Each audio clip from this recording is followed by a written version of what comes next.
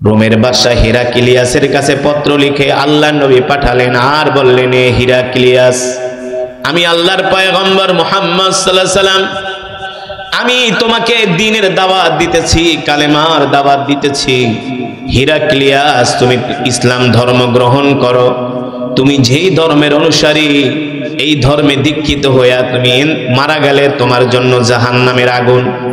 আমি তোমাকে জাহান্নামের আগুন থেকে বাঁচাতে চাই, আমি তোমাকে জান্নাতের দিকে নিয়ে যেতে চাই। আল্লাহর নবীর রোমের বাদশা হিরাক্লিয়াসের নিকট পত্র লিখলেন। হিরাক্লিয়াস কি করলেন? আল্লাহর নবীর পত্র পায়া আল্লাহর নবীর পত্রটাকে হিরাক্লিয়াস দুই টুকরো করে জমিনের মধ্যে আছড়ে মারলেন। বলেন নাউজুবিল্লাহ।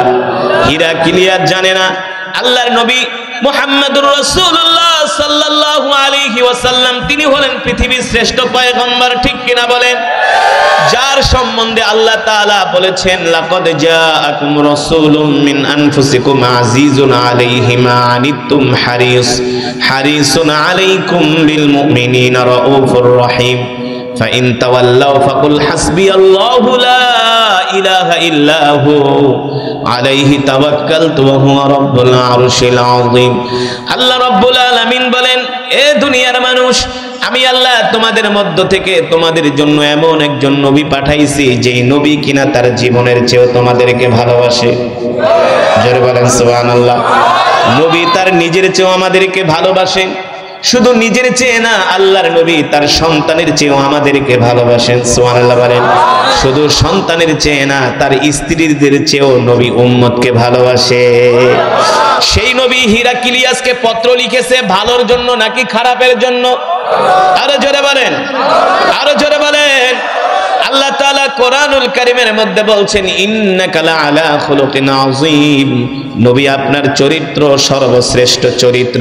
যার চরিত্র সর্বশ্রেষ্ঠ চরিত্র, সে কোনোদিন মানুষের অকল্যাণ চাইতে পারে না, ঠিক কিনা বলেন? আল্লাহ নবী চেয়েছিলেন হিরাক্লিয়াসকে জাহান্নামের আগুন থেকে বাঁচাতে, কিন্তু আল্লাহর নবীর পত্রটাকে হিরাক্লিয়াস দুই টুকরা করে জমিনের মধ্যে আছড়ে মারলেন। শুধু এখানেই শেষ নয়, আল্লাহর নবীর পত্রটাকে হিরাক্লিয়াস তার দুই পা দিয়া পত্রটাকে পাড়াতে লাগলেন। নাউজুবিল্লাহ। শুধু এখানেই শেষ নয়, আল্লাহর নবীর সাহাবী যাকে রাসূল দূত হিসাবে পাঠিয়েছিলেন, হিরাক্লিয়াস ওই আল্লাহ রাসূলের দূতকে হত্যা করলেন।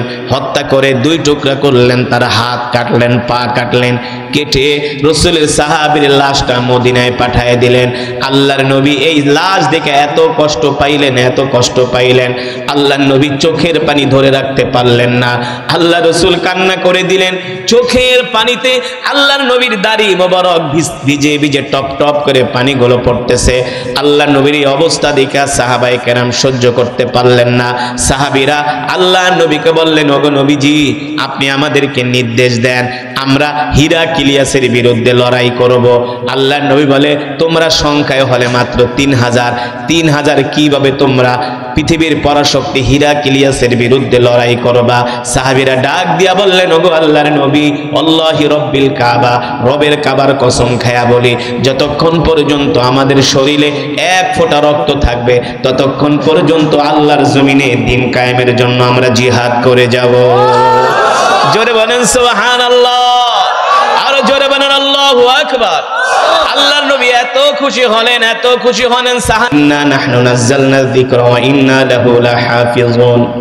আল্লাহ রাব্বুল আলামিন বলেন, নবী, আমি আল্লাহ আপনার উপর কোরআন নাজিল করেছি, আর এই কোরআন হেফাজত করার দায়িত্ব আমি আল্লাহ আমার নিজ হাতে গ্রহণ করেছি। নবী, আমি আল্লাহ শুধু কোরআন হেফাজত করব না, আপনি যদি কোরআনের পক্ষে থাকেন, আমি আল্লাহ আপনাকেও হেফাজত করব। শুধু আল্লাহ তাআলা নবীকে হেফাজত করবে না, এই কুতুবপুরের মানুষ যদি কোরআনের পক্ষে থাকে, কুতুবপুরের মানুষকেও আল্লাহ হেফাজত করবে, ঠিক কিনা বলেন? শুধু কুতুবপুরের মানুষ না, সারা বাংলাদেশের মানুষ যদি আল্লাহর কোরআনের পক্ষে থাকে, আল্লাহ তাআলা রহমত দিয়া তাদেরকে হেফাজত করবে। আপনাদের কাছে আমার প্রশ্ন, আবু জেহেল এত শক্তিশালী ছিল, আবু লাহাব এত শক্তিশালী ছিল, ছিল কি ছিল না? আজকে ওদের অস্তিত্ব আছে কি আছে না? আবু জেহেলের কবর আবু জেহেলে কোন জায়গার মধ্যে ফালাইছে কেউ বলতে পারবে কিনা? আবু জেহেলের বাড়িটাকে বাথরুম বানানো হয়েছে, ঠিক কিনা বলেন? আজকে আবু জেহেলের মরদেহটা কোথায় আছে? অস্তিত্ব নাই, কেউ বলতে পারবে না। তার মরদেহ এই জায়গায় আছে, নির্দিষ্ট করে কেউ বলতে পারবে না।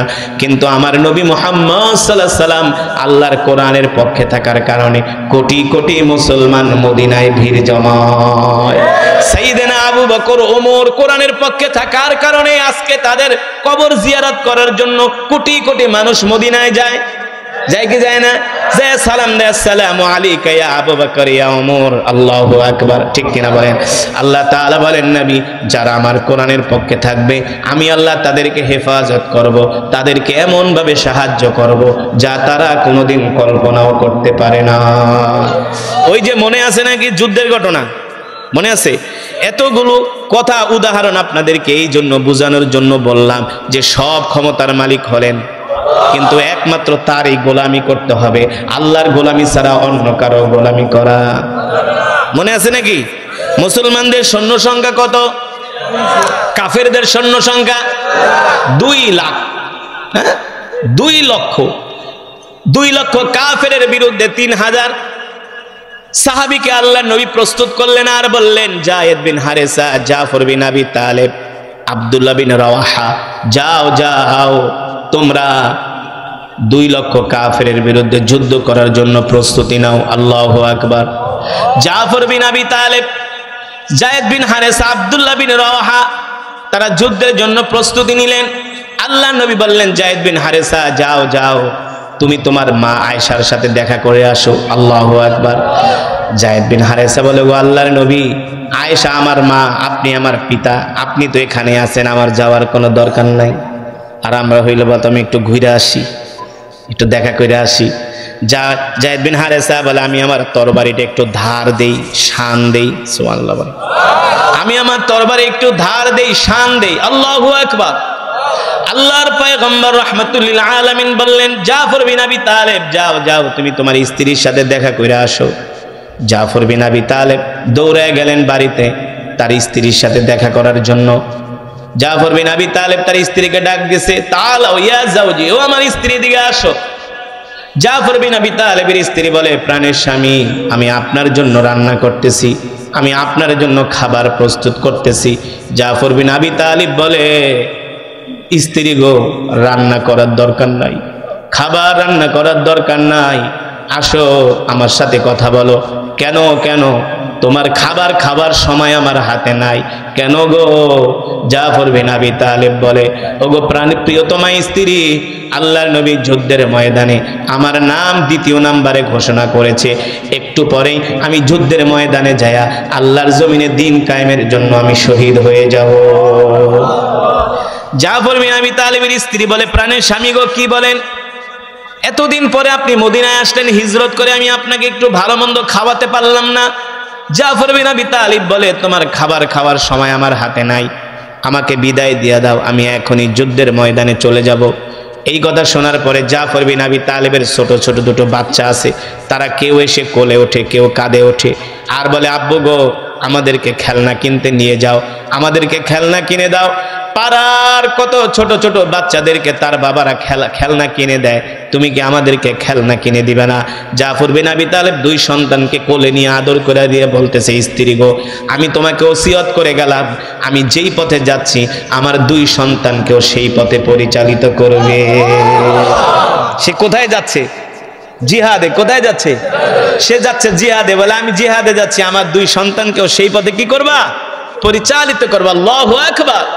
জাফর বিন আবি তালেবের স্ত্রী গলা কাটা মুরগির মতো ছটফট করে আর বলে, প্রাণের স্বামী গো, একটু সময় দাও, একটু সময় দাও।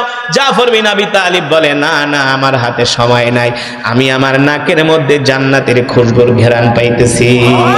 তার মানে একটু পরে যুদ্ধের ময়দানে যায় শহীদ হয়ে যাবে। আল্লাহু আকবার। জোরে বলেন আল্লাহু আকবার। 3 নম্বরে আল্লাহর নবী সাহাবী, নাম হলো আব্দুল্লাহ বিন রাওয়াহা। নাম কি? আব্দুল্লাহ বিন রাওয়াহা রাদিয়াল্লাহু তাআলা আনহু। তার ইতিহাস, তার ঘটনা আরো নির্মম।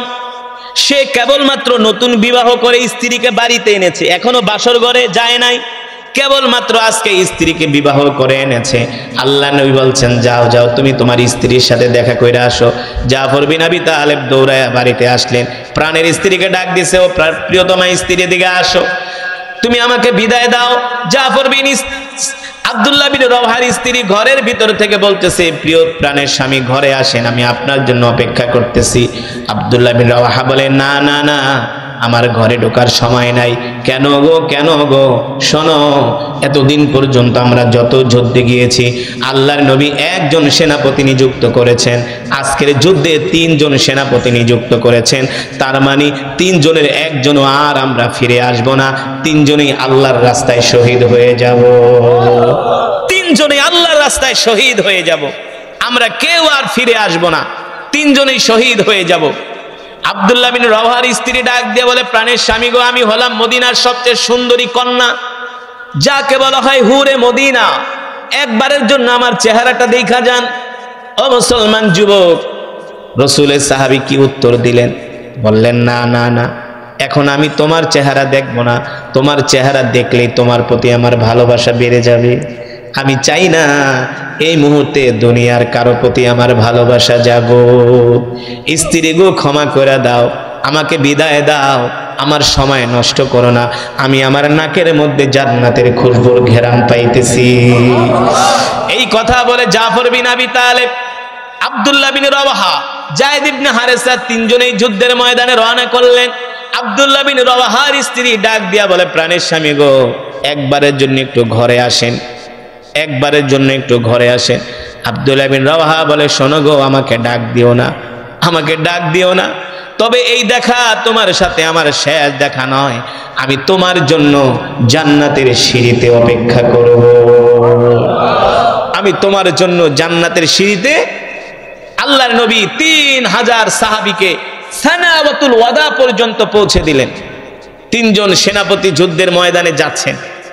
যখন তারা মদিনা থেকে প্রায় 1500 কিলোমিটার, কত হাজার? 1500 কিলোমিটার দূরে যেয়ে তারা তাবু গাড়লেন, যাকে বলা হয় মুতার প্রান্তর, মুতার যুদ্ধ যাকে বলা হয়, সেখানে তারা তাবু গাড়লেন। তাবু গাড়ার পরে রোমান সৈন্যরা ঝাঁকে ঝাঁকে আসতেছে, রোমান সৈন্যরা ঝাঁকে ঝাঁকে আসতেছে। মুসলমানরা গোয়েন্দা পাঠালেন, যায় দেখো মূলত রোমানদের সৈন্য সংখ্যা কত। তখন তারা খবর নিয়ে দেখলেন রোমানদের সৈন্য সংখ্যা মদিনার থেকে জেনেছিল 2 লাখ, কিন্তু এখানে আসার পরে মক্কার কাফেররা তাদেরকে আরো 1 লক্ষ সৈন্য দিয়া, রিজার্ভ ফোর্স দিয়া সাহায্য করছেন। তার মানে মক্কার কাফেররা 1 লক্ষ দিয়েছেন, রোমানদের সৈন্য সংখ্যা হলো 2 লাখ। 2 লাখ আর 1 লাখ কয় লাখ? কয় লাখ? তাহলে মুসলমানের সংখ্যা কয় হাজার? 3000। মাশাআল্লাহ, মুসলমানের সৈন্য সংখ্যা 3000 আর কাফেরদের সৈন্য সংখ্যা কয় লাখ? আপনারাই উত্তর দেন। 3 লাখের বিরুদ্ধে 3000 মুসলমান যুদ্ধ করে, এটা পৃথিবীর ইতিহাসে নাই, একমাত্র মুসলমানের ইতিহাস ছাড়া। ঠিক কিনা বলেন? একমাত্র মুসলমানের ইতিহাস ছাড়া অন্য কোন ধর্মাবলম্বীদের এই ইতিহাস নাই। যখন 3000 সাহাবী যায় তাবু গাড়লেন, যখন শুনলেন 3 লক্ষ, কিছু কিছু সাহাবী বলে মদিনা থেকে শুইনা ইলাম 2 লাখ, এখন আবার 3 লাখ। বিষয়টা আল্লাহর নবীকে জানানোর প্রয়োজন। অনেক সাহাবী একটু ভয় পেয়ে গেলেন। জাফর বিন আবি তালেব, যায়েদ বিন হারেসা, আব্দুল্লাহ বিন রওয়াহা, 3 জন সেনাপতি দাঁড়ায় বললেন, এই মুসলমানেরা, আমরা যুদ্ধের ময়দানে এসেছি শূন্যের সংখ্যা গণনা করে নয়, অস্ত্রের সংখ্যা গণনা করে নয়। মুসলমানরা অস্ত্র দিয়া, সৈন্য দিয়া যুদ্ধের ময়দানে বিজয় অর্জন করে না, মুসলমান বিজয় অর্জন করে আসমানের ফয়সালা থেকে। কোন জায়গার ফয়সালা? জোরে বলেন। আসমানের ফয়সালা থেকে আমাদের যুদ্ধের বিজয় হবে। আল্লাহু আকবার। যুদ্ধের বিজয় অস্ত্র দিয়া হয় না, সৈন্য দিয়া হয় না, যুদ্ধের বিজয় হয় আসমানের মালিকের পক্ষ থেকে। এই কথা শোনার পরে সাহাবীদের মাঝে এমন ঈমানি চেতনা বাড়লো, এমন ঈমানি চেতনা বেড়ে গেল। এবার সাহাবীরা বললেন, আক্রমণ করো রোমানদের উপরে। সুবহানাল্লাহ বলেন। রোমানরা যখন শুনলো মুসলমানের সংখ্যা 3000, রোমান সেনাপতি কয়, আমরা আধা ঘন্টা যুদ্ধ করে নাস্তা খামো, বিজয় অর্জন করে। আল্লাহ কয়, আয় আয়। মুসলমানরা যখন হামলা করলো, কাফেররা ভেড়ার পালের মতো দৌড়ায়া পালাতে শুরু করলো। জোরে বলেন সুবহানাল্লাহ। এই গেল একদিনের যুদ্ধ। এইভাবে 1 দিন, 2 দিন, 3 দিন না, 1 মাস পর্যন্ত যুদ্ধ হয়েছে। রোমানরা এদিক সেদিক করতে পারে না, ওরা মনে হয় চোরা বালিতে আটকায় গেছে। রোমান সেনাপতি কয়, হিসাব কষলাম কি আর ময়দানে হচ্ছেটা কি? আল্লাহু আকবার। সাহায্য করেছেন কে? আরো জোরে বলেন। ওই যুদ্ধে রাসূলের সাহাবী জাফর বিন আবি তালেবের ডান হাত কাটা হয়েছে, বাম হাত কাটা হয়েছে, ডান পা কাটা হয়েছে, বাম পা কাটা হয়েছে। জাফর বিন আবি তালেব এক হাত দিয়ে যুদ্ধ করছে। যখন এক হাত কেটে ফেলছে ডান হাত, তিনি দাঁত দিয়ে কালেমার পতাকা চিবিয়ে ধরে বাম হাত দিয়ে তিনি কাফেরদের সাথে লড়াই করেছেন। যখন বাম হাত কেটে ফেলেছে, তিনি কালেমার পতাকা ছাড়েন নাই। কাফেররা এসে তিনি কালেমার পতাকা উঁচু করে ধরে রেখেছেন। দুই হাত বাহু থেকে বিচ্ছিন্ন হয়ে গেছে। কাফেররা এসে তার ডান পা কেটে দিলেন, তারপরে তিনি কালেমার পতাকা ছাড়েন নাই। আবার এসে বাম পা কেটে দিলেন, কালেমার পতাকা ছাড়েন নাই। দাঁত দিয়ে তিনি চিবিয়ে কালেমার পতাকা আকাশের দিকে ধরে রেখেছেন। যখন আব্দুল্লাহ বিন রওয়াহা ঈসা কালেমার পতাকা তার মুখ থেকে নেওয়া শুরু করলেন, বলল, এই মুসলমানরা, রসুলকে বলে দিও আমি শেষ পর্যন্ত, মৃত্যুর আগ পর্যন্ত আমি কালেমার পতাকা দাঁত দিয়ে চিবিয়ে ধরেছি। কাফেররা আমার দুই হাত কেটেছে, দুই পা কেটেছে, কিন্তু আমি কালেমার পতাকাকে জমিনে পড়তে দেই না। আল্লাহু আকবার। জোরে বলেন আল্লাহু আকবার। আল্লাহ রসুলকে বলে দিও, যখন জাফর বিন আবি তালিব শহীদ হয়ে গেছে, সাথে সাথে জিবরাইল যে আল্লাহ রসুলকে সংবাদ দিছে, ওগো নবীজি, একটু আগে জাফর বিন আবি তালিব শহীদ হয়ে গেছে, তার দুই হাত দুই পা কাফেররা কেটে ফেলেছে, তার বাহু থেকে দুই হাত দুই পা বিচ্ছিন্ন করে ফেলেছে। আল্লাহ নবী দৃশ্য শুনে এত কষ্ট পাইলেন, দৌড়ায় জাফর বিন আবি তালেবের বাড়িতে গেছে। তার ছোট ছোট বাচ্চা দুইটা দৌড়ায় আইসা বলে, আমার বাবা কবে আসবে বলেন, আমার বাবা কবে যুদ্ধের ময়দান থেকে আসবে বলেন। জাফর বিন আবি তালেবের স্ত্রীকে আল্লাহ নবী ডাক দিয়া বলে, শোনো, কষ্ট পেও না, তোমার প্রিয়তম স্বামী জাফর বিন আবি তালেব মুতার প্রান্তরে আল্লাহর জমিনে দ্বীন কায়েম করতে যে শহীদ হয়ে গেছে। আল্লাহু আকবার। জোরে বলেন আল্লাহু আকবার।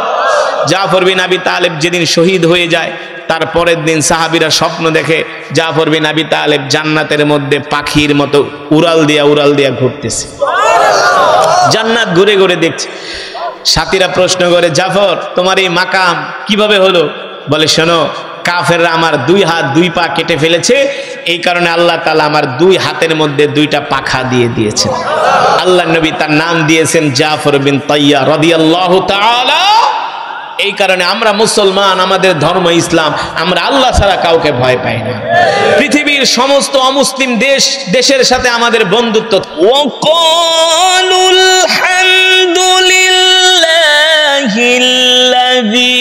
সাদাকানা ওয়া'দাহু ওয়া আওরাসানাল আরদা নাতাবাওয়া'উ মিনাল জান্নাতি হাইথু নাশা'উ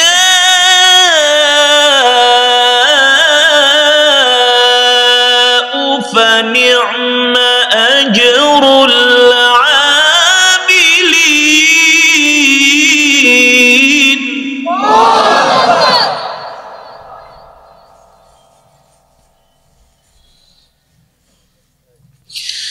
وقالوا الحمد لله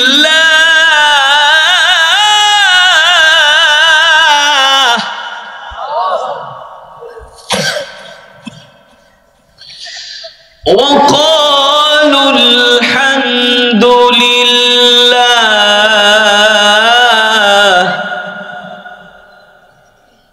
وقالوا الحمد لله الذي صدقنا وعده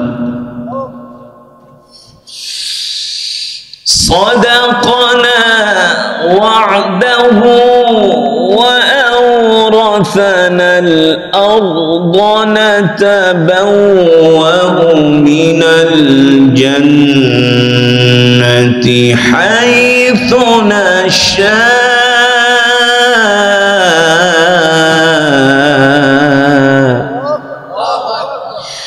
فنعم أجر العاملين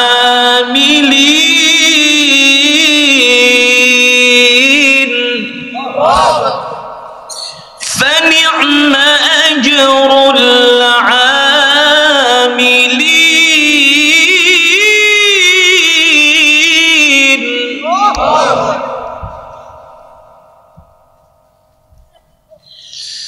فنعم أجر العاملين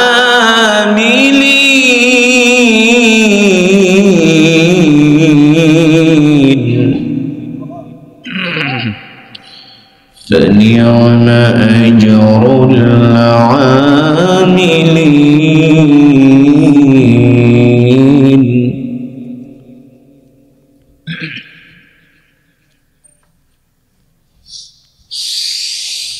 وترى الملائكة حافين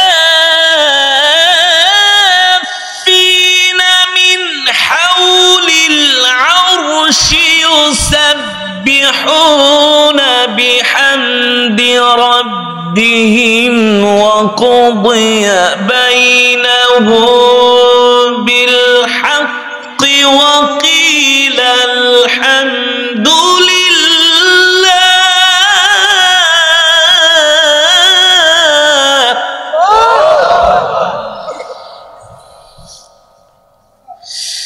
وقضي بينهم بالحق وقيل الحمد لله رب العالمين.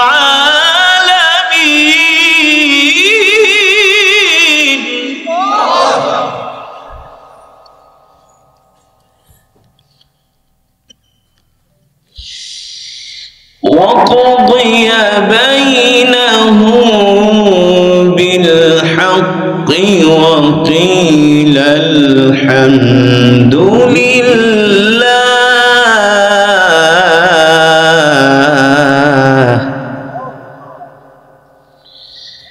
وقضي بينهم بالحق وقيل الحمد لله رب العالمين.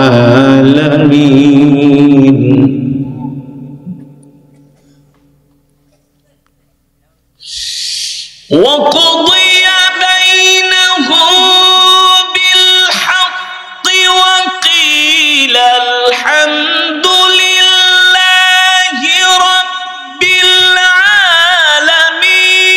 بسم الله الرحمن الرحيم. قل هو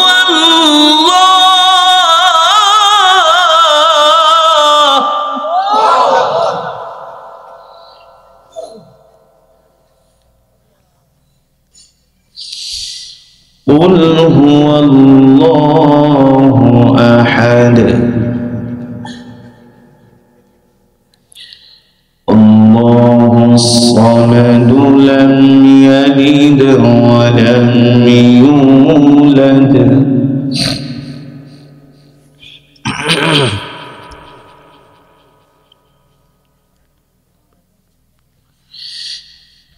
لم يلد ولم يولد ولم يكن له كفوا أحد.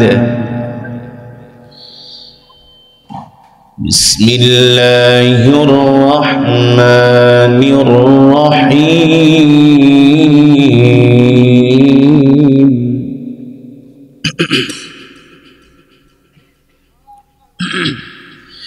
بسم الله الرحمن الرحيم.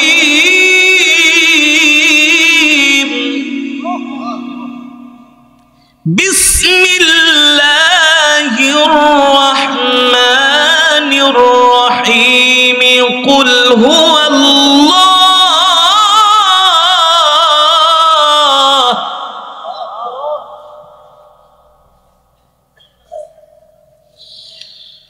قل هو الله أحد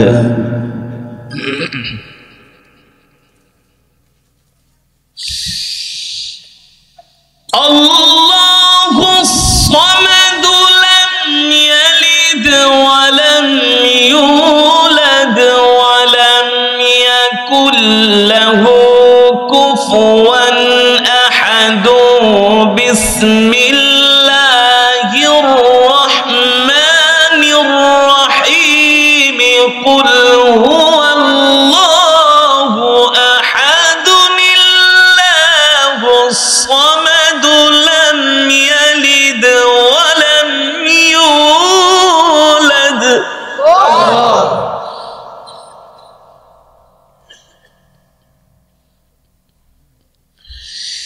لم يلد ولم يولد لم يلد ولم يولد ولم يكن له كفوا أحد لم يلد ولم يولد ولم يكن له كفوا أحد لم يلد ولم يولد ولم يكن له كفوا أحد بسم الله الرحمن الرحيم قل أعوذ برب الناس ملك الناس إله الناس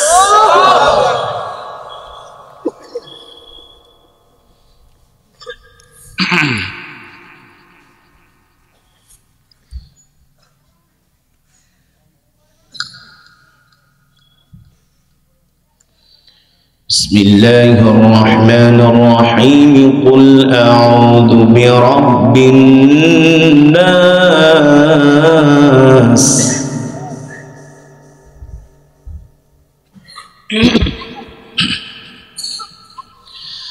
قل أعوذ برب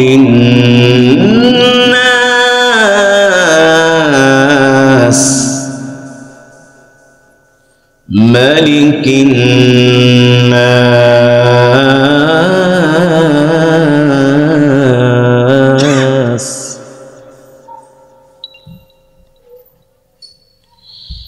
إله الناس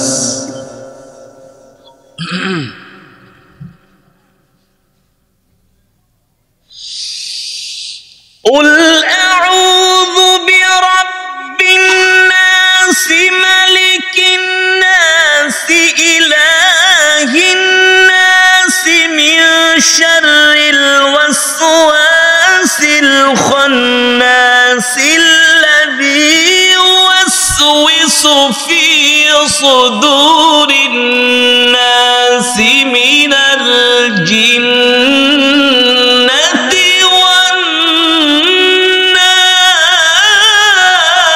والناس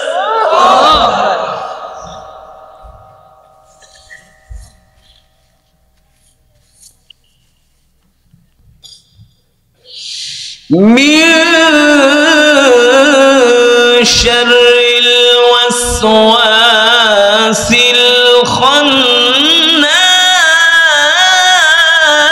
الخناس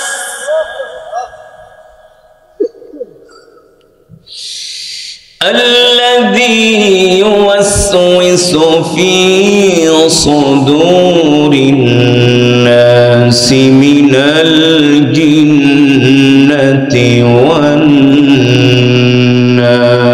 والناس الذي يوسوس في صدور الناس من الجنة والناس صدق الله العلي العظيم আমরা সকলেই বলি আলহামদুলিল্লাহ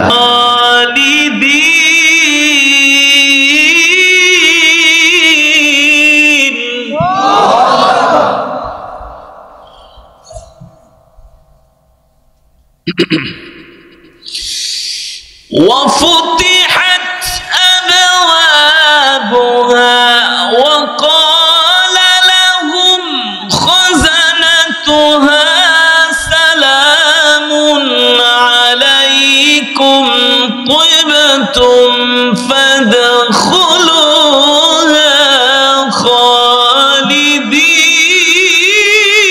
خالدين. الله أكبر.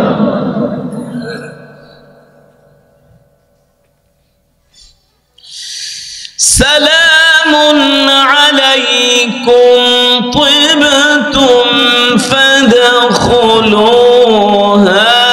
خالدين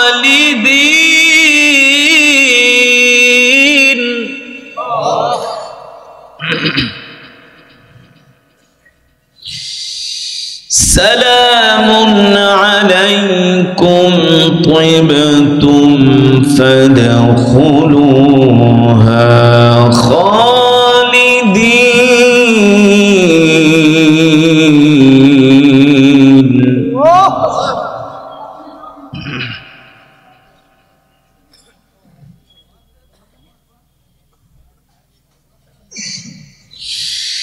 وقال لهم خزنتها سلام عليكم طبتم فادخلوها خالدين وقالوا الحمد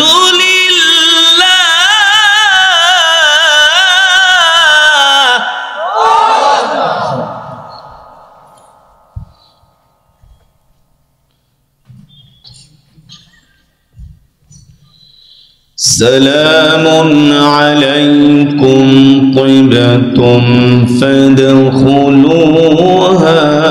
خالدين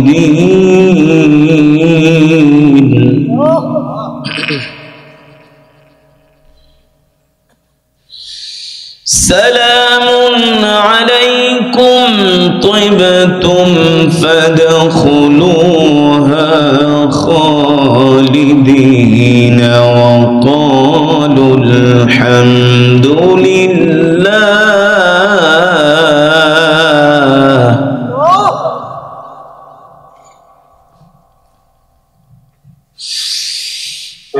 মরুভূমির মধ্যে তাকায় দেখেন ওই যে ঘর দেখা যায় আল্লাহ নবী বলে আবু বকর চলেন চলেন